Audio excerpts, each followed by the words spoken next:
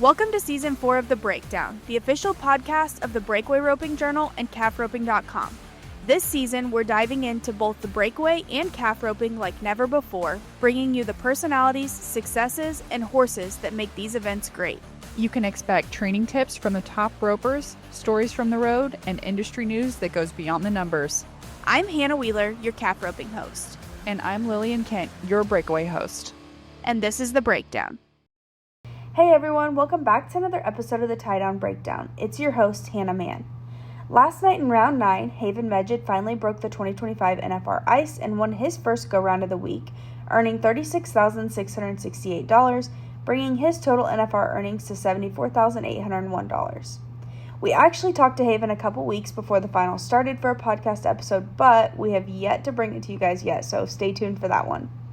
In this episode, Haven talks about the struggles of getting to the 2025 NFR because of his back injury earlier in the summer, adjusting to the NFR without Lil Punch, and what Vegas is like as a soon-to-be dad. Another huge thanks to Equinity for bringing us all these NFR episodes.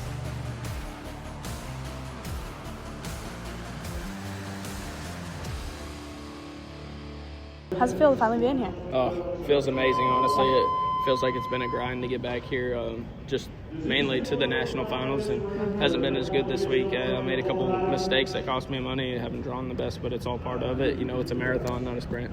Kind of talk about your journey. We've talked about it a lot, but kind of talk about your journey getting here and how it's been different this year than in years past. Oh my gosh. I mean, it was tough. You know, I feel like usually I have the NFR made early, and this year I didn't have it made till the last week of the rodeo season. So it's awesome to finally get to be here, and it was a battle, and it's awesome to get to be here in front of all these amazing fans and get to compete with the best people in the world. For sure. Walk me through tonight's run. Oh, I drew a good calf, and honestly, I thought I tore the barrier down.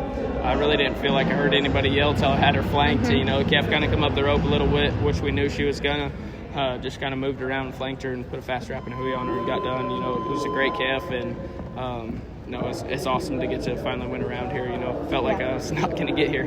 Whenever I talked to Trent earlier, he said that your calf could be the spoiler tonight. I mean, what were you thinking whenever you saw the draw? Oh, I was excited. You know, I didn't love her as much as a couple of them other calves that are faster, sharper handling. Just for my horse, he's big and strong. I don't have Lil Punch here, so it's a little different. But that horse is big and strong, so I was just worried about trying to keep her standing. Honestly, I almost switched horses for this calf, but I'm just glad it finally worked out. That's what I was about to ask you. How has this year been different, not having Lil Punch here and being on Smoke? Oh, it's a different ball game. I can't even fault Smoke. He's been amazing, but Punch just hits the ground a little faster. Smoke's so honest. He goes about a jump and then just really sucks back. Punch hits that ground the second my rope's out of my hand and really makes it happen. So honestly, it sucks not having that horse here because I've won so much money here on that horse, and it just really makes you understand, like, without those horses, like, it's tough because you're roping against the best guys in the world, and when you have the best horse that I'm not saying he's the best horse here, but he's my best horse in my barn, so it's awesome. It does suck when he's not here with me. Right. To kind of talk about how Smoke has been this week. Oh, honestly, I like I said, I can't really fault him this week. It's just different riding him. We've drawn a couple of calves that I really haven't liked, and there's a couple of calves that run left that, Punch moves a little bit more and doesn't snap them as hard, and Smoke snaps them a little too hard on a couple of them little softer ones that step left, and I felt like the one I misflanked, if I had Punch, I probably wouldn't have made that mistake. But, it just goes back to, honestly, like I said, I can't pick him apart too much. He's been amazing. How much of this money that you've won this week is going to diapers? Probably all of it. yeah, I'd say all of it.